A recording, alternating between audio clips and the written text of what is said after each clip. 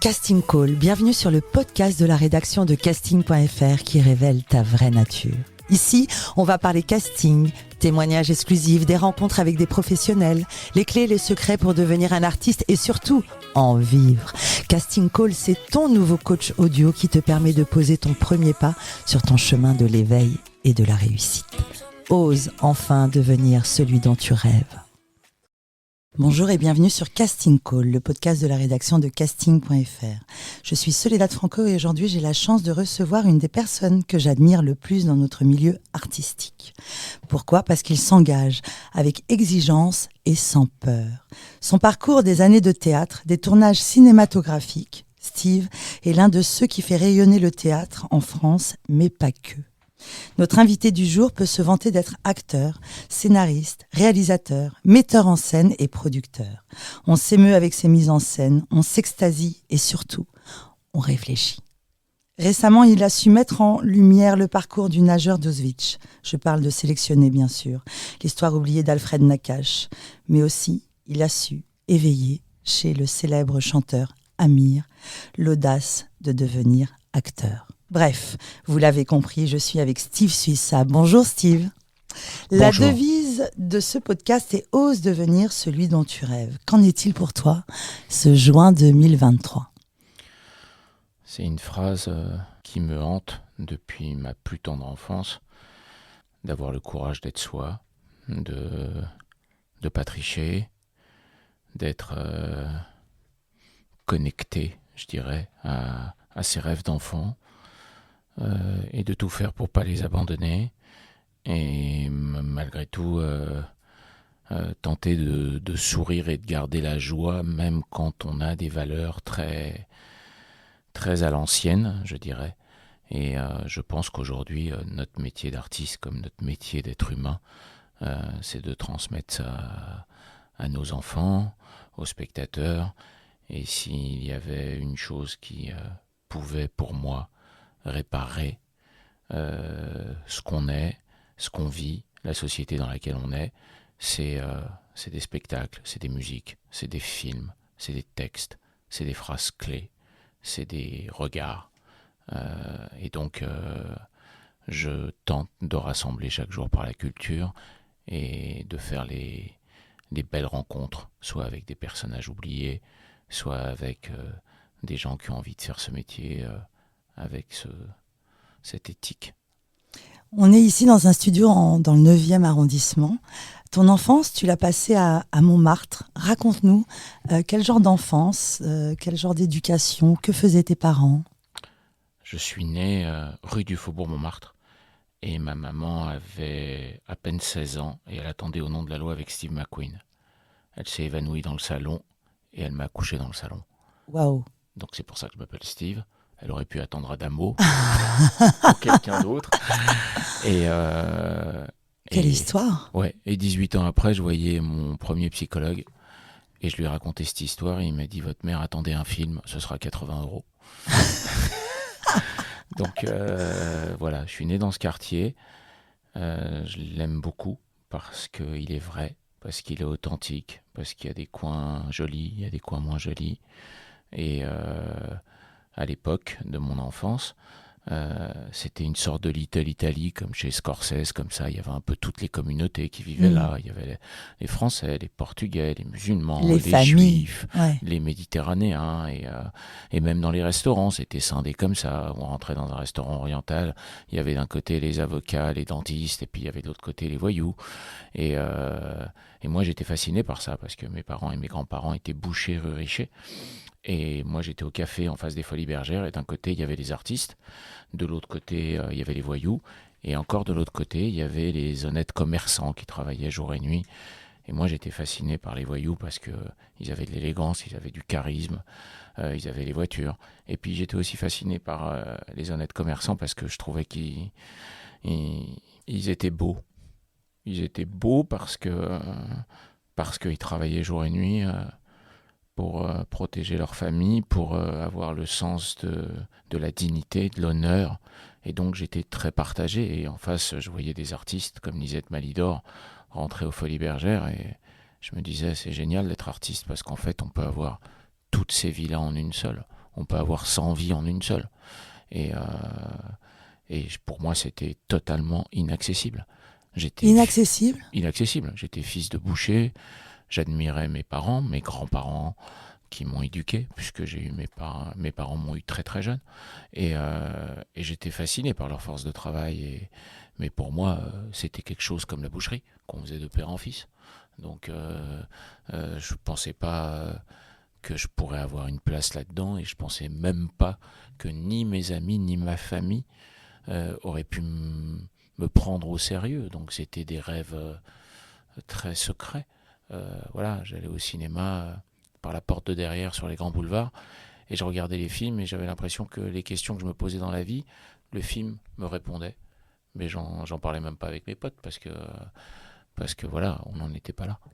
Et alors, comment tu rentres au cours Florent? Ça a été tes premiers pas dans le milieu artistique.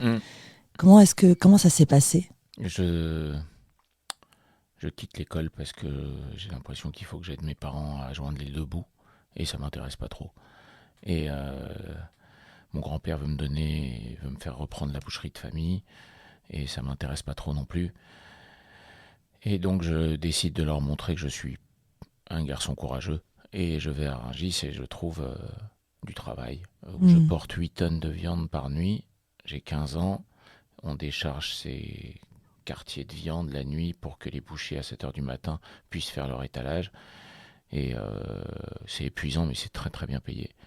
Et tous les soirs, je récite des dialogues de films, et un soir, le chauffeur qui était à côté de moi me dit « Écoute, j'ai fait quelque chose parce que j'en peux plus de t'entendre réciter des dialogues de films pendant 4 heures toutes les nuits. Je t'ai inscrit dans une école. Génial. On paye 120 francs. Et tu passes un concours, et ils en prennent 10 sur 1500, je te préviens, je pense pas que tu vas l'avoir, mais on va faire un deal. Soit tu l'as et c'est un miracle, et soit tu l'as pas, mais tu te tais dans le camion. Tu te tais. Et à l'époque, le patron du Café des Folies est un mec qui est plus de ce monde aujourd'hui, qui était un voyou très gentil, qui avait un peu d'affection pour moi. Et je lui demande un flingue, un blazer en cachemire et de la gomina. Et je me mets les cheveux en arrière, et je pars avec mon flingue et la veste en cachemire passer mon audition au cours Florent, et j'arrive là, et je tombe sur Francis Huster et François Florent, et ils me disent qu'est-ce que vous passez comme scène? Et je dis je vais passer la scène du parrain où Al Pacino entend que sa femme va avorter. Et ça l'énerve. Et François Florent me dit non, vous descendez en bas, vous vous faites rembourser, vous partez. C'est une école de théâtre ici, monsieur, vous n'êtes pas en Amérique. Je dis monsieur, moi je suis pas allé à l'école, j'ai jamais lu un livre, je suis allé voir des films, donc je connais que ça, quoi. Et il me dit non, vous partez.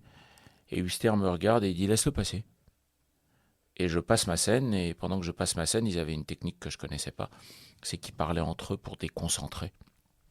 Et moi, dans mon éducation, quelqu'un qui parle pendant que vous parlez, ça s'appelle un manque de respect. C'est très mal élevé. Ouais. Donc, une ou deux fois, je me tourne vers eux, je fais... Et au bout d'un moment, ils parlent de plus en plus fort, et ça m'énerve, et je sors le flingue, et je tire 2 balles par terre. Donc, je fais 2 trous énormes. Il y a François Florent qui s'évanouit, il y a Huster qui me met dehors. Et 2 jours après, sur mon répondeur qu'il y avait dans ma chambre de bonne, j'ai un message de Francis Huster qui me dit... En personne. Vous avez passé une audition un peu particulière, mais je sens une vraie personnalité, donc je vous prends. Et là, tu fais toutes les années des cours Florent. Raconte-nous combien d'années? Non, je fais 1 an et demi, parce qu'encore une fois, j'aime pas l'école. Mais j'ai des profs formidables, comme lui, comme Isabelle Nanty, comme Patrick Bonnel. Et j'apprends plein de trucs, et je rencontre plein de gens différents, et tout d'un coup, ça me donne le goût de la littérature. Donc je commence à lire 1 livre, 2 livres, mais je cherche des livres où... Et là, tu as quel âge, Steve? 17. 17 ans. Ouais, je cherche des livres où je peux m'identifier.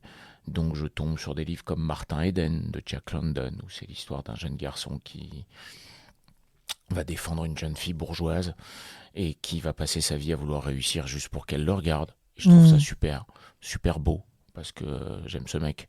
Et donc je vais chercher après chez Cyrano, dans Le Misanthrope de Molière, des personnages comme ça, un peu dans l'absolu, un peu idéaliste, un peu romantique, parce que j'ai le sentiment que ça pourrait être des amis à moi, en fait. Donc en tous les cas, ça pourrait être des frères de pensée. Donc commence à tomber amoureux de la littérature parce que je trouve ça formidable, parce que ça change mes journées, ça remet à la hausse mon goût du rêve. Et voilà, et après la littérature, il y a le théâtre, et après le théâtre, il y a la peinture, il y a la musique, et j'arrive tout doucement à me faire une éducation et une culture qui me plaît et qui m'émeut et qui me surprend, parce qu'elle est inattendue complètement, et par rapport aux potes qui sont les miens, qui sont plutôt des voyous, que j'adore, mais des voyous, et par rapport au milieu et l'éducation qui est la mienne, et qui n'est pas du tout une éducation de culture, de littérature et tout ça. Et en fait, j'y trouve quelque chose qui me sauve la vie presque, parce que ça m'amène vers une autre rive. Ça m'amène oui, vers une poésie, vers une envie de partage, vers une envie de ressentir des choses nobles, vers une envie de m'accepter comme je suis, vers une envie d'avoir le courage de faire des choses et, et de faire dans ma petite vie ce qu'on peut appeler l'impossible, c'est-à-dire que voilà, d'être un entrepreneur artistique. Et comment réagit ton environnement, oui, les amis, la famille, ils te soutiennent? Personne n'y croit. Il y a de la compassion. Personne n'y croit. Et toi, tu y crois à ce moment-là? Je me force à y croire. Je me sens même humilié à l'époque, puisque mon hypersensibilité me fait défaut. Donc, comme personne n'y croit, je me dis, je vais faire le fort, mais donc je me fais une carapace de mec fort. Et je continue, mais non. Même les gens qui m'aimaient le plus n'auraient pas mis 1 euro sur ma tête, ça c'est sûr. Alors, ton premier souvenir artistique, ton vrai job professionnel, c'est lequel? Quand tu sors de Florent, est-ce qu'il y a un souvenir? Oui. C'est lequel? J'ai un souvenir où je décroche 4 phrases dans une pièce de théâtre au théâtre de la Huchette qui fait 40 places. Ouais. Et où je me retrouve avec des mecs qui font du théâtre ensemble depuis 50 ans. Et je suis le seul mec mineur qui joue dans cette pièce et qui arrive à la fin de la pièce et qui a 4 phrases. Et là, j'ai une fiche de paye. Ça devait être quelques francs, mais je suis acteur, quoi. Donc, ça y est, c'est lancé. Tu vas en vivre. Ouais, c'est... Je me rappelle, il y avait mon nom tout en bas de l'affiche, en tout petit. Et je passais des heures devant la colonne Maurice à me dire, bah voilà, il y a des gens qui vont voir mon nom, quoi. Ça veut dire que j'existe peut-être.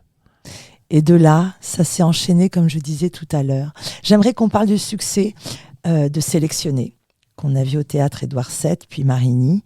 J'y ai évidemment assisté. De nombreuses personnes, ce fut un grand succès. Des gens y ont pleuré. C'est une histoire extrêmement touchante. Pourquoi as-tu décidé de mettre en lumière l'histoire d'Alfred Nakache? Parce que j'adore les destins qui donnent du courage. J'adore les destins qui partent mal.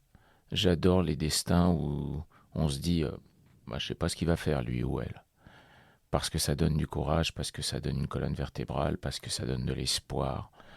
Et peut-être que ça me fait égoïstement penser un petit peu au mien, hein, et aux tonnes de destins que j'ai lus quand je pensais que je n'y arriverais pas, comme Le fils du chiffonnier, qui est la vie de Kirk Douglas, comme Hollywood Story, qui est la vie de Frank Capra, comme toutes ces biographies qui nous passent entre les mains, où on se dit quelle vie, c'est incroyable.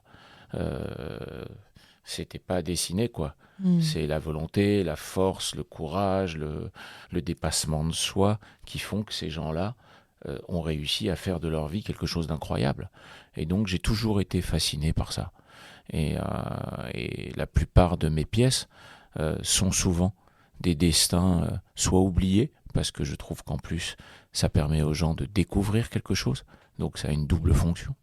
Comme ça, ou comme La vie de Horowitz qu'on avait fait avec Francis Huster et Claire-Marie Leguet, ou comme Stéphane Zweig au théâtre, ou comme La vie d'Einstein qu'on avait fait avec Eric Emmanuel Schmitt, ou comme Anne Frank, ou comme Fleur de soleil que j'ai fait avec Thierry Lhermitte, qui est la vie du chasseur de nazis Simon Wiesenthal. Tout ça, je trouve ça formidable parce que et on apprend des choses et on est dans le vrai. Et moi, j'ai une obsession avec ça, être dans le vrai. Alors le vrai, ça peut être pour nous 5 qui sommes autour de cette table des choses totalement différentes. Et chacun a sa persuasion, a sa vision du vrai. Mais je trouve que c'est tellement bien quand les choses sont vraies, même si elles sont maladroites, même si elles sont paradoxales, même si elles sont contradictoires, même si elles sont chaotiques. Voilà, ça permet au moins de ne pas douter de la sincérité de l'autre. Et c'est ça qui est génial au théâtre. Contrairement à ce qu'on peut croire quand on vient d'un milieu comme moi et qu'on peut penser que le théâtre est un exercice d'intellectuel, pas du tout. Je pense qu'au théâtre, on ose faire sur scène ce qu'on n'ose pas faire dans la vie, c'est-à-dire avoir le courage d'être soi et mettre ça sur le compte du personnage. Donc c'est un exercice magnifique et c'est une gymnastique pour le public sublime parce que on est dans le noir, on ose pleurer, on ose éclater de rire, on ose avoir des émotions, on laisse sa journée de côté. Il faudrait qu'on démocratise le théâtre comme on a démocratisé le football. Amir était sur scène absolument extraordinaire. Il était épris d'une vive émotion à la fin de chaque pièce. Comment tu as choisi Amir ? J'ai eu un flash. Un flash. Raconte. Je me suis levé un matin et je me suis dit, il faut que je raconte l'histoire de cet homme. C'est incroyable d'avoir peur de l'eau à 9 ans et de devenir un des plus grands champions de natation du monde et de faire 2 fois les Jeux Olympiques. C'est extraordinaire. C'est impensable que les gens ne connaissent pas la vie de cet homme. Et donc j'ai appelé un auteur et je lui ai dit, qui écrivait des chansons et qui est un mec très talentueux, je lui ai dit, tu vas écrire une pièce de théâtre sur la vie d'Alfred Nakache et je vais prendre Amir. Que tu connaissais personnellement Non. ou pas du tout ? Non. Pas du tout. Rien. D'accord. Il me dit, mais t'es fou ? Je lui dis, au travail. Et ça a duré 2 ans et demi. Et après, j'ai fait une lecture avec Amir. Et à la fin de la lecture, puisque c'est un monologue, c'est ce qu'il y a donc de plus dur pour un acteur, être seul sur scène et raconter toute une vie. Et je lui ai posé 3 questions. S'il avait envie, s'il reculerait devant rien, et s'il me disait non, et s'il me dirait non à rien du tout. Et on est parti sur une préparation folle. Des centaines d'heures de travail, le crayon dans la bouche, pour l'articulation, nager, se faire entraîner par un champion de natation, apprendre la brasse crawlée qu'a inventé Alfred Nakache, se refaire un corps, se refaire un mental, faire le texte sous l'eau. On est parti dans un truc à la Rocky, quoi. Un truc fou, où chaque respiration était orchestrée. Un truc où ça a l'air de rien, comme ça. Et on ne se rend pas compte du travail, et ça doit être tout simple, ça doit être tout plat. Des sons, comme ce qui se passerait dans sa tête, des lumières comme une mate-monde qui montrerait Paris, Berlin, Auschwitz, Toulouse, et tout ça de façon sensitive, comme quelqu'un qui redescend du ciel après sa mort et qui remarche sur ses pas et qui a le besoin de le transmettre aux gens. Donc, travail très périlleux, très difficile, très compliqué, mais je trouvais ça formidable, d'abord parce que c'est une première fois, et c'est toujours magnifique, les premières fois, quand on y tient.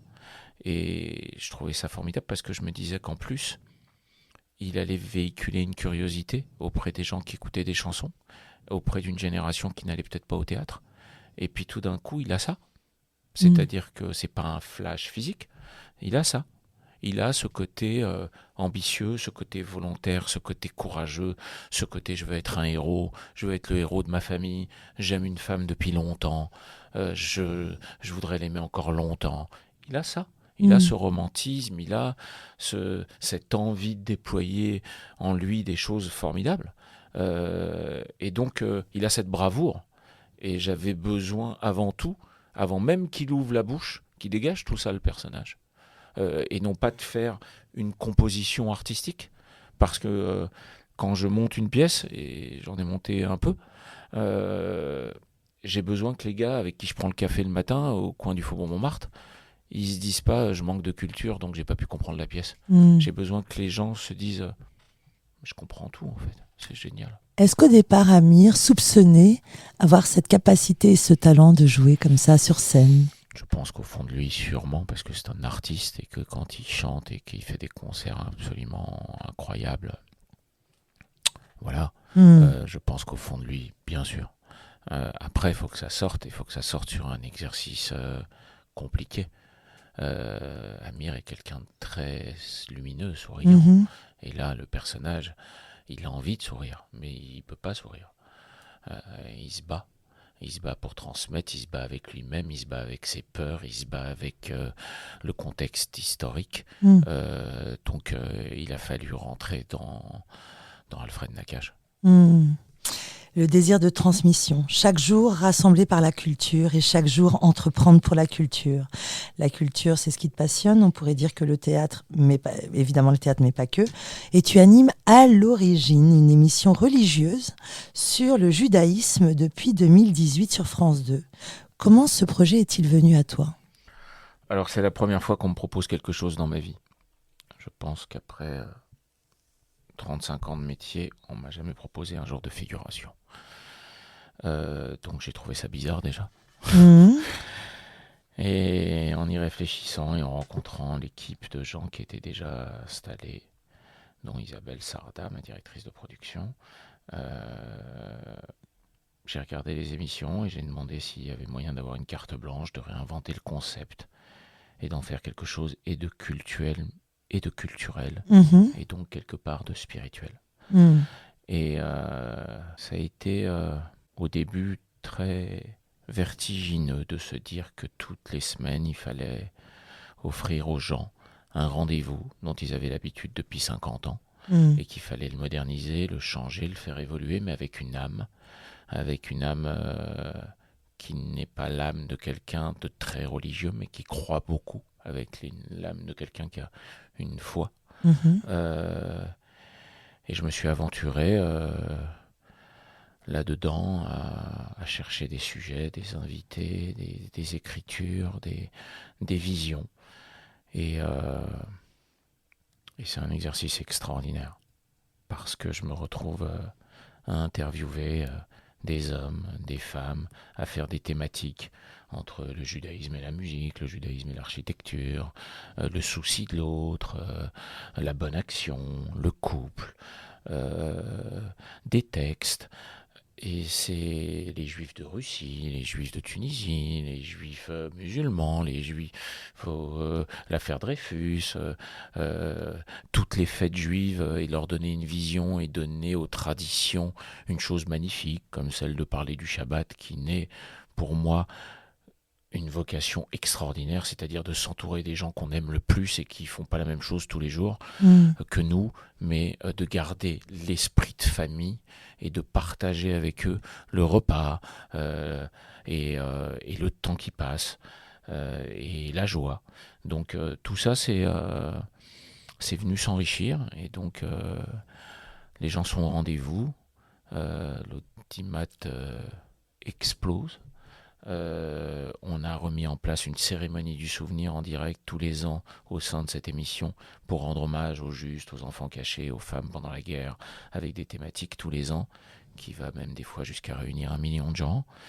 Et je prends beaucoup de plaisir. Je pars demain avec l'Institut Raphaël, qui est l'Institut pour le cancer dont je suis parrain, avec 30 médecins musulmans, 30 médecins israéliens, 30 médecins français, 2 jours à Jérusalem, 2 jours à Tel Aviv, à travers des hôpitaux, à travers des musées, pour faire des émissions sur la médecine, sur l'humain et le judaïsme là-dedans, avec des gens de toutes les religions.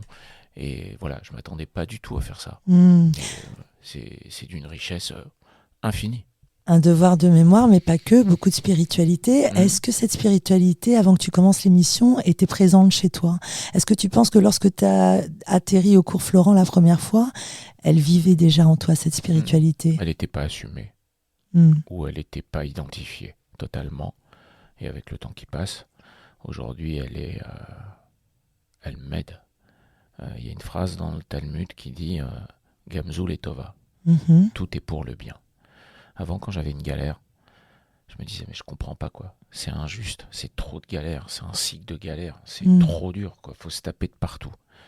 Aujourd'hui, j'y arrive pas encore, mais en partie, je me dis, je suis sûr que cette mauvaise journée, que cette galère va m'amener à mieux et que je dois faire du mieux que je peux et que, et que cette galère va me faire rebondir et va me faire évoluer. J'aurais pas réagi comme ça il y a 5, 10 ans, 15 ans, et je ne réagirais pas comme ça si je n'étais pas allé chercher la foi qui est en moi pour me dire c'est ça qui me ressemble en fait, c'est ce qui est le plus proche de moi.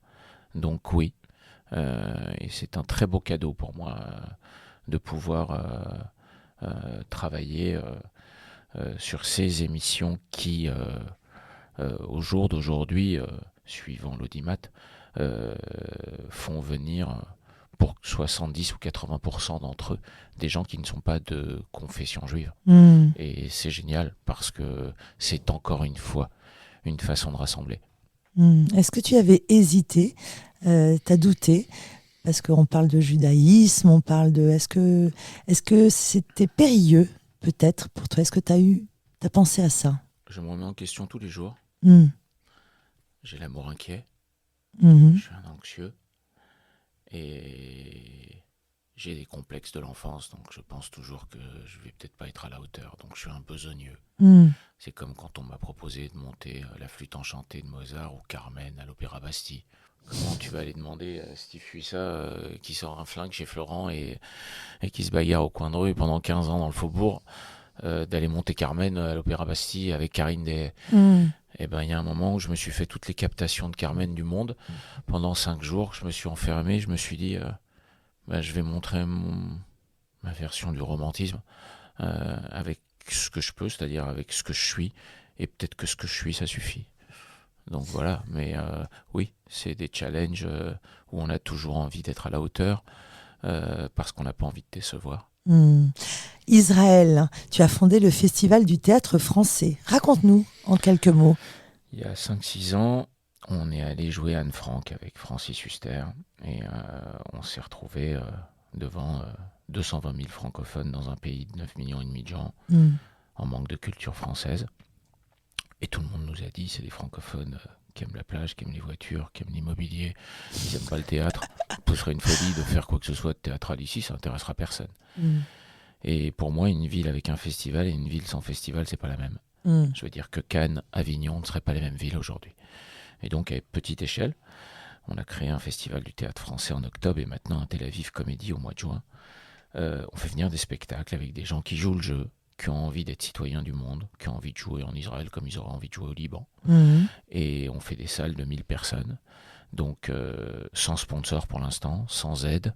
De temps en temps, quelques personnes nous aident à inviter des enfants Mm. à venir dans les salles. Et encore une fois, c'est un pont d'amour. Et donc encore une fois, j'adore cette idée.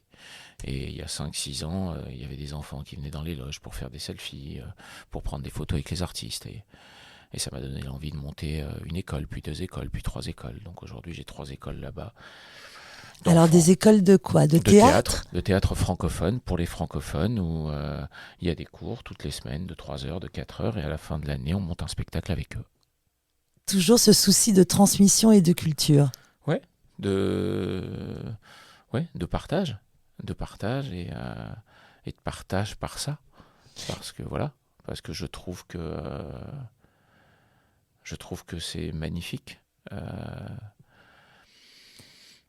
On peut voir On ne badine pas avec l'amour de Musset et tomber amoureux, et avoir envie de tomber amoureux comme on peut voir Pretty Woman et avoir envie de tomber amoureux. On peut écouter une sublime musique et avoir le courage d'être ému et d'avoir des larmes qui coulent sur notre visage et nous dire je suis en vie. Donc c'est tout ça la culture aussi. C'est tout ça la culture. On a parlé de courage, on a parlé d'audace, on a parlé de travail, on a parlé de spiritualité. Qu'est-ce que tu pourrais donner comme conseil aux personnes qui rêvent de devenir comédiens? Qu'en est-il en 2023 avec toutes ces productions Amazon, Netflix?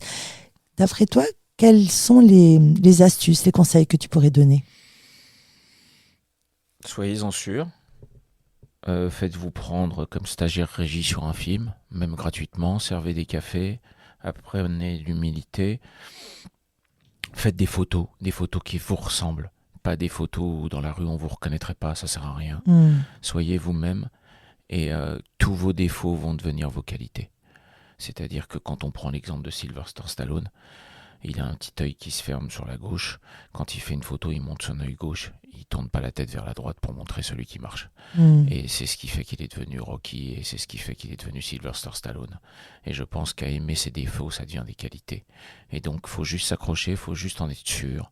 Et si demain, on aime juste faire partie d'une aventure et qu'on n'est pas acteur ou qu'on est habilleur ou costumier ou éclairagiste ou ingé son ou plein de choses, parce qu'aujourd'hui, on est en train de casser les cases. Heureusement, il y a des acteurs qui n'arrivent pas à travailler, donc ils prennent des potes auteurs, ils s'écrivent une pièce, ils vont louer un théâtre un lundi pour montrer leur travail, pour inviter des gens, pour faire un showcase, pour montrer qu'ils ont multiples facettes d'énergie et qu'ils ont envie d'y arriver. En tout cas, voilà, je pense que tout évolue très très vite et qu'il n'y a rien qui puisse faire face à l'envie, à la volonté, au courage et au dépassement de soi, en oubliant que le renoncement est quelque chose d'impossible. Un acteur, c'est comme un boxeur. Il ne peut pas faire autrement. C'est tout ce qu'il sait faire. Et donc, il y a un moment où ça va sonner. Le gong, il va sonner. Il faut juste qu'à ce moment-là, il soit prêt. Donc, un acteur, c'est quelqu'un qui n'a pas d'emploi du temps, mais c'est le danger. Il ne peut pas attendre l'inspiration, il ne peut pas attendre le 14h15 pour avoir le quart d'heure du casting. Il doit se préparer, il doit lire toutes les biographies, il doit lire les auteurs, il doit regarder les films, il doit regarder les documentaires, il doit regarder les séries étrangères, il doit regarder ce qui se fait, il doit lire les parcours de tous les acteurs qu'il admire pour voir comment ils ont fait pendant les années de galère. Il doit tout observer et il doit travailler 1000 fois plus que les autres. Il doit travailler sa voix, il doit faire un sport qui lui correspond pour se sentir en osmose entre son corps et sa voix, parce que sa voix c'est le reflet de son âme. Il ne doit pas avoir peur de son regard, parce que tout est dans le regard. Il doit poser ses mains bien à plat, parce que sur les mains de quelqu'un, on voit le 3/4 de sa vie. Toutes ces choses-là qui font qu'au bout d'un moment, ça s'appelle vivre avec son cœur. Et qu'est-ce que tu dirais au petit garçon assis dans ce café à côté des Folies Bergères ? La seule façon que j'ai de le dire de façon pragmatique et concrète, c'est que j'ai un garçon de 20 ans et que quoi qu'il fasse, je le regarde, je l'accompagne, je tente de comprendre et je le motive à prendre tous les risques de la terre qui viennent de son intuition. De son intuition. Merci Steve Suissa pour ce Merci, délicieux Soledad. moment. Merci à bientôt. Merci à tous.